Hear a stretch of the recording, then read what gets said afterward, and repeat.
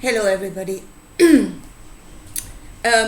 want to talk a little bit further on what I said before in my video, that the book of Revelation is a paradox, and I want to think about whether all sin can be forgiven or in what way it can be forgiven. But before I go there, I seem to have conversations with people where we are really talking past each other. And that is because, and this is now the foundation of what I'm talking about. The reason why we're talking past each other is because they have a foundation belief from which they derive all other thoughts. And that is that God is all and that God is good. And then they try to make sense out of everything coming from those two core beliefs that will not be shaken. And those are the beliefs that must be shaken, because it's not true. The giver is the field, is the matrix, is the all, is the creator, is the uncreated. God himself is created, is a part. He's not all. And he is the desire that asks, and he's the intention of what to do with what he's given. In the beginning, the truth was slain from the beginning. What spoke out of Jesus, the knowledge, was the creator. And he says, I was there at the beginning. That was that which gave, the unseen, that was there from the start. That God was not truth. He was desire, as in I want light, fish, trees, and the Creator gave. And what the Creator gave was good. But then at some point, God became an intention. That is what to do with what he's been given. And then the intention was to possess everything that was there, to subdue it, to rule over it, and to have dominion. And that is what he told his forms that should do his will. That is my will. And it's exactly that will that is causing death and destruction in this world. The will to have dominion over it. My will shall be done. And I will go up against anything. I mean, pastors are crying that this world is so ungodly, and it is full ungodly. We can't get any more godly than that. We have becoming the image of that commandment. And it's causing death and destruction. Therefore, the commandment was wrong. It's not us. It's a commandment that is wrong. We're trying to do it and we're causing death and destruction. And then we're beating ourselves up.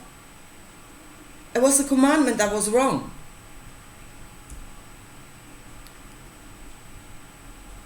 So is that God evil? I don't know. He could be terribly misguided. And since he's been trying the same thing over and over again, he might well be insane by now. Or his eyes were open to the truth, in which case he is evil. I don't know. But it's wrong. Now, so you have God, which is the intention, that intention, to subdue the world and to rule over, and so on. And then you have the sons. The sons are the ways. They get the knowledge in this world, and then they find ways in which that knowledge shall again serve that intention. The knowledge of the world is being used to serve the intention of God to rule over and have dominion. And Jesus was one of those sons. And his way of what is now created the capstone of the pyramid, just detach yourself emotionally from this world and find knowledge that will serve that intention. Because you have to detach yourself emotionally in order to find knowledge to give to something that wants to subdue and destroy and rule over this world. You cannot be emotionally attached to this world to give him that knowledge.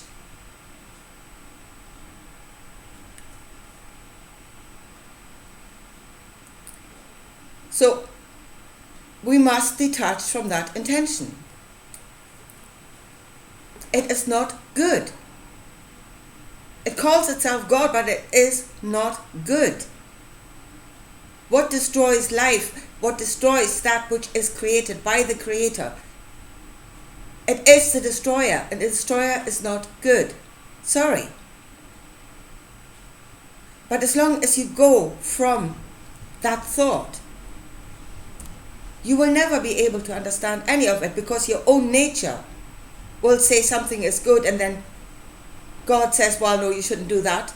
It doesn't serve my intention. Go and slaughter everything in front of you, because that serves my intention.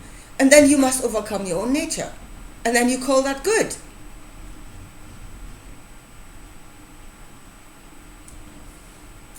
You know inside of yourself it's not.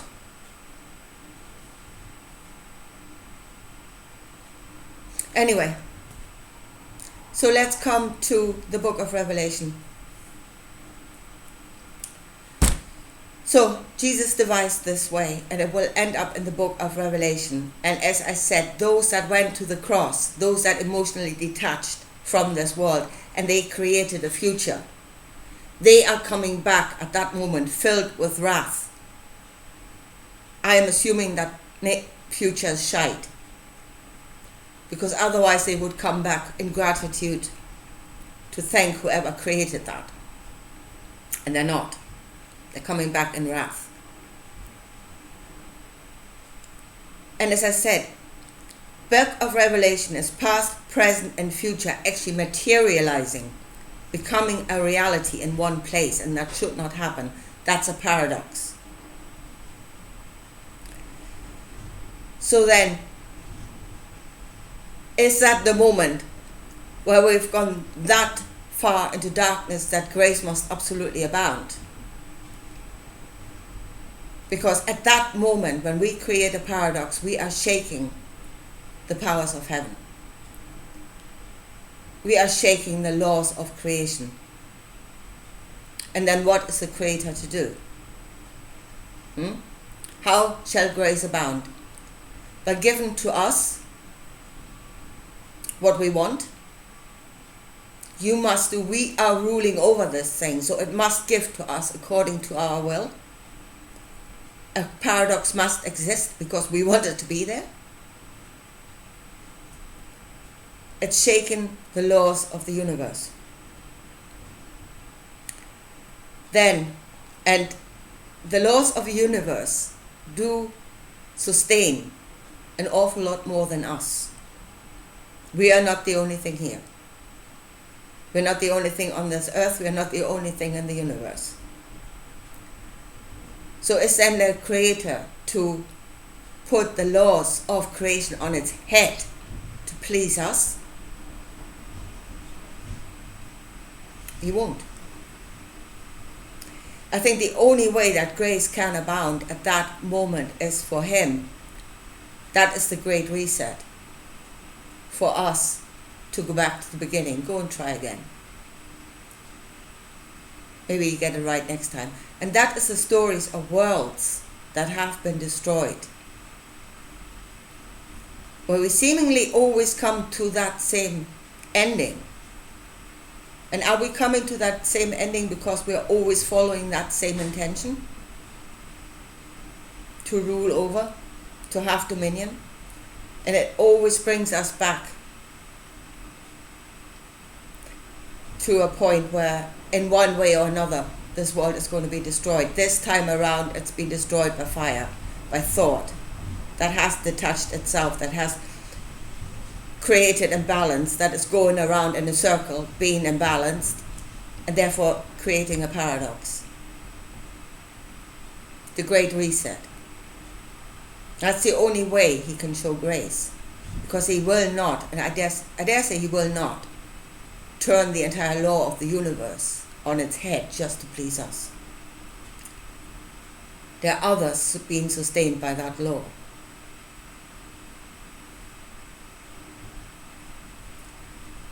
Now, what we're doing, as we are doing it, and if we say there have been other worlds before, apparently we've gone around that circle a few times, always with the same outcome. And that is really the serpent that is biting its own tail. It's devouring itself. Circles, yes, we are going around in circles because no part of the Creator is the Creator in its fullness, and therefore we're trying to attain the knowledge of Him to become more and more balanced, in which case, the circles might become bigger. But I don't think we can get rid of them altogether. We will never be the fullness, the full balance. Because the Creator is endless and He's still expanding. So, and we are kind of playing catch up. We will never get to the end. But instead of being that serpent that is devouring itself, that is only happens if you actually go to the outcome. You go to that outcome that will cause destruction. So let's say if you're not going all the way to that outcome, but you kind of rethink yourself before that and make a slight adjustment in the way that you're going, and hopefully to a higher knowledge, a better knowledge. What you then do is you have the circle, and then you have the adjustment, going a bit higher, a bit wider, adjustment, a bit higher, a bit wider, and then you have the spiral. And if you look at some models that I think quantum physics has of how this works, is it's starting at the point of creation, and then it is spiraling outward, becoming greater. And we ourselves should become that way. But then that means that at the point where we see wrong, and it is at the moment we see it, and then you have the idiots in church saying, yeah, well, that's the will of God and it is inevitable that it shall happen. So we are running toward that outcome. We're running, instead of correcting ourselves, go into a bit of a higher knowledge and creating, and it will be another circle. And if that circle should fulfill itself completely, it will be destruction again. So we always have to avoid the point where the circle actually joins onto itself. That's the point we need to avoid. We need to make an adjustment to make a new independent circle. And that is the correct way. But we cannot go on that way if, again, the truth was slain from the beginning. We do not understand the wrong that was right at the beginning. We are assuming God is good and God is all-knowing. He's not. That is the Creator. There's a distinction between the Creator and God that people don't make. And if you don't make that distinction, you do not understand that story. There is then the greatest delusion. And that is people are actually teaching that because the intention of God obviously demands stuff of us that we think is bad. And then I've heard a Kabbalah teaching where they say, well, when you go to the higher realms, everything is opposite. So good and evil actually flips on its head.